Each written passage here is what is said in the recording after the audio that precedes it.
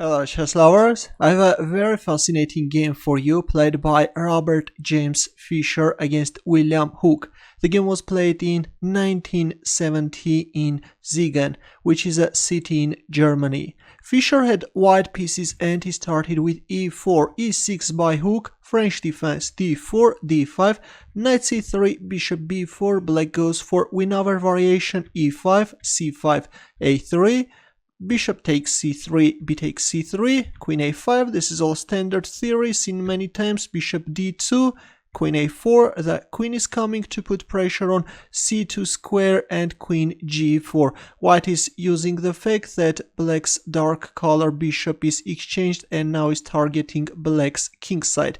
King f8, and once the king is moved, the queen returns on d1 square, protecting the pawn on c2. An interesting decision by Fischer. In some variations, white is even playing rook a2, both protecting this c2 pawn and also the a3. But in the game we see queen d1, b6, black is going to exchange the light square bishop, which is of course a very problematic piece in French defense because black pawns are lined up on the light squares. Here comes h4. This pawn is both marching to cause more weaknesses on black's king side, and also white is opening up the rook's path. Knight e7, here we go, h5, h6, stopping the pawn's further advancement, but now the rook is coming into the game, rook h4.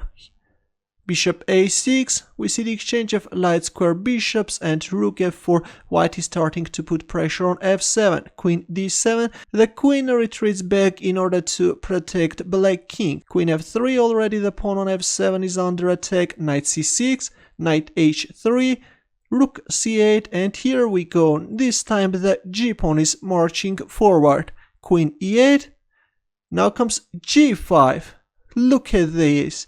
Fischer is simply dominating the position and all black can do is to defend. Knight e7, g takes h6, g takes h6, and rook f6. Already the pawn on h6 square is under attack and black played knight f5.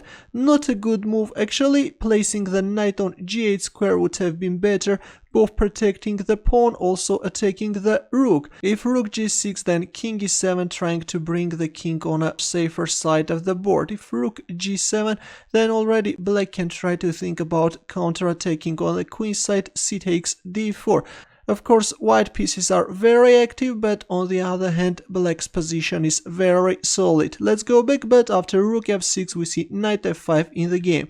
And after knight f4, gradually black's position is starting to collapse. Right now, white is threatening knight g6 check, forking the king and the rook, or even knight takes e6 or knight takes d5 is also playable. King e7, unpinning the pawn on f7, but this time the knight jumps on d5 square, capturing the pawn. The idea is that if he takes d5, then the pawn is no longer protecting the knight and white can capture on f5. That's why after knight takes d5 check, we see king d8. Knight e3, we see the exchange of knights on e3 square. White managed to get rid of this strong defensive knight on f5 square. Again, the pawn on f7 is under attack and we see rook c7. Now comes d takes c5, opening up the d file. Knight takes c5, rook d1 check, king e7. Well, if we move like king c8, then black king can get checkmated. That's why black is forced to make this unpleasant choice. King e7, but here comes bishop takes c5 check, removing another knight. B takes c5, and now you can pause the video and try to find Fischer's next move. Actually, he made a move and black resigned. Ready? In this position, Bobby Fischer played rook takes e6 and black resigned.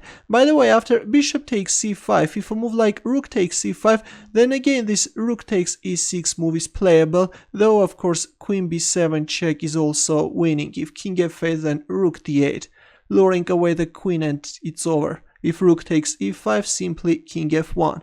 Let's go back, but in the game after b takes c5, we see rook takes e6 check. Here is the idea. White is just opening up this f6 square for the queen. Now if f takes e6, then queen f6, this is a checkmate.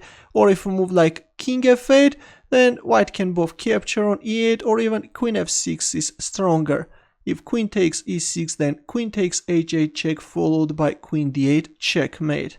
A very powerful attacking game, I think, played by Bobby Fischer. He just gave no chance to William Hook, and we saw how that super solid French defense collapsed. Thanks for watching, and if you have any questions, don't hesitate to leave your comments. Good luck.